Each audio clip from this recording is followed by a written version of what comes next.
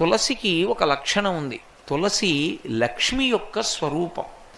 తులసి ఈ భూమి మీద పుట్టినటువంటిది మొట్టమొదట ఎక్కడి నుంచి పుట్టింది అంటే బీజము నుంచి వచ్చింది కాదు తులసి చెట్టు. తులసి చెట్టు గింజల్లోంచి రాలేదు.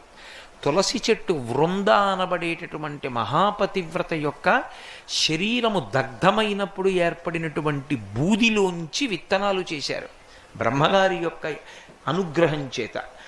ఆ విత్తనములను చల్లితే అందులోంచి తులసి పుట్టింది. అందుకే అసలు తులసి కారణజన్మురాలు, లక్ష్మియే తులసిగా వచ్చింది. తులసికి ఒక్కదానికే ఒక లక్షణం ఉంది లోకంలో.